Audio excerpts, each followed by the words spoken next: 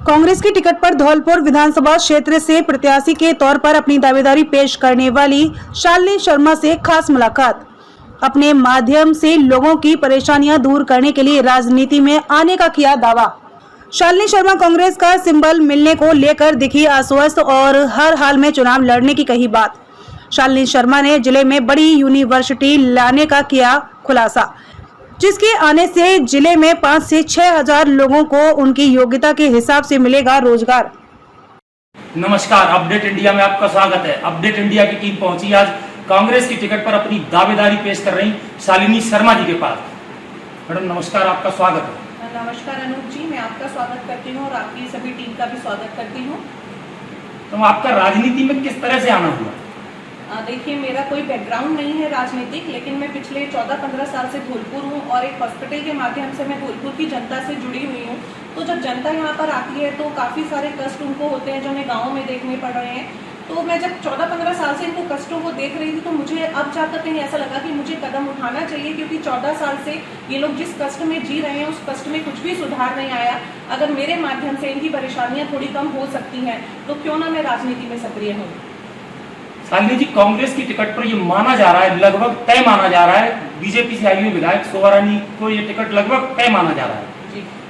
दूसरी तरफ डॉक्टर शिवचरण कुशवाहा भी इसी कांग्रेस की टिकट पर अपनी दावेदारी पेश कर रहे हैं। तो आप अपने आप को इस बीच में कहाँ देखते हैं?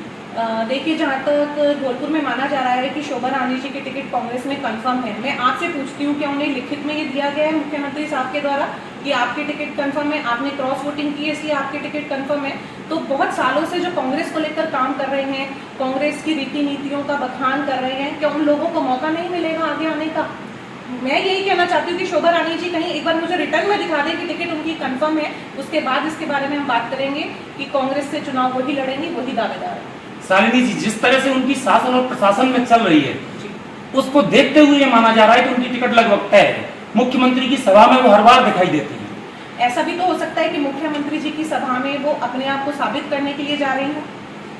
बिल्कुल, मुख्यमंत्री जी ने तो अब तक ये कहा नहीं ना खुले में आके कि भाई धौलपुर विधानसभा से, धौलपुर मुख्यालय से शोभा रानी कांग्रेस की दावेदारी दिखा रही हैं और टिकट उन्हीं को मिलेगी। जिस दिन मुख्यमंत्री अशोक गहलोत जी घोषणा कर देंगे उसके बाद देखा जाएगा।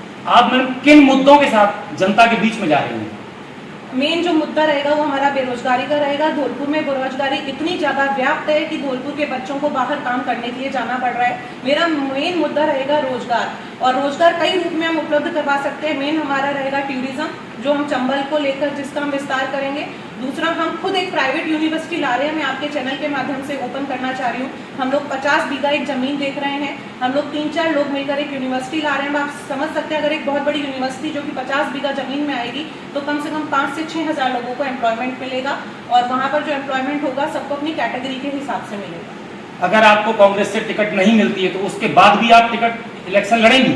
देखिए, वैसे तो मैं आश्वस्त हूँ, क्योंकि कांग्रेस पार्टी भी कोई अच्छा ही चेहरा ढूंढेगी। वो ये चेहरा नहीं ढूंढेगी जिसके ऊपर कोई दाग लगा हुआ हो या कोई शिक्षित नहीं हो। आप भी जानते हैं कि आज अगर हम किसी भी केस में फंसते हैं तो हम एक अच्छे से अच्छा वकील ढूंढते हैं जो हमारी पैरवी कर सके।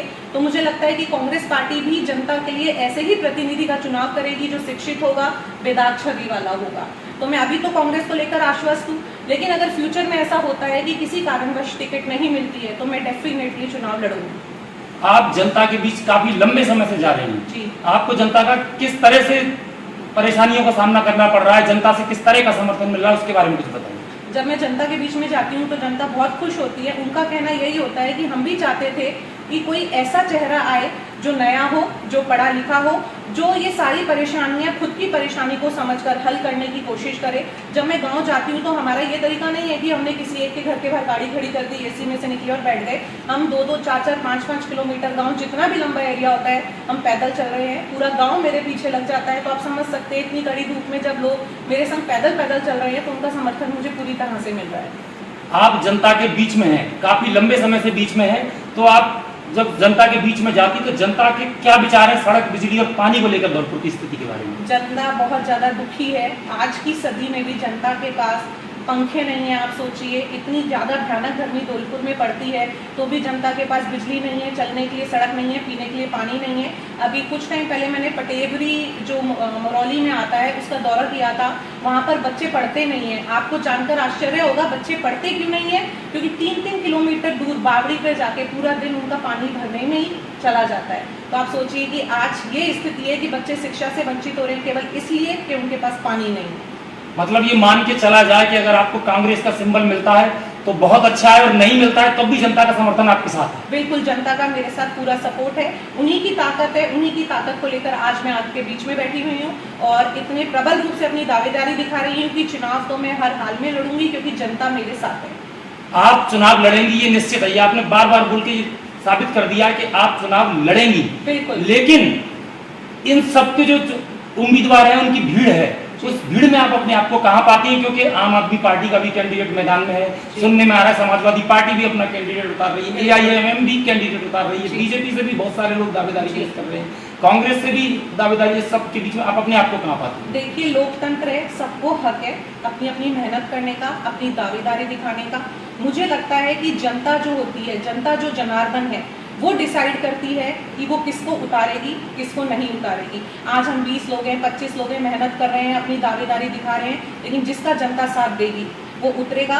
और मैं अपने आप को ये नहीं कहती कि मैं इन लोग सबसे सर्वश्रेष्ठ हूँ, लेकिन मैं बेकार भी नहीं हूँ क्योंकि मैं शिक्षित हूँ, कोई भी डिसीजन में हाथों हाथ ले सकती हूँ। दूसरी बात, मैं जनता के दिलों में जा रही हूँ। ये नहीं है कि मेरा एक ही काम है कि गए एक मीटिंग अरेंज करवा दी, माला पहन लिया, साफा पहन लिया। जनता मुझे दिल से अपना रही है, इसलिए मुझे लगता है कि मैं इन सबसे काफी ऊपर हूँ। तो आपने देखा शालिनी शर्मा बोलती है कि जनता उनको अपना रही है, जनता में उनके बीच में जा रही है तो उनको प्यार मिलता है।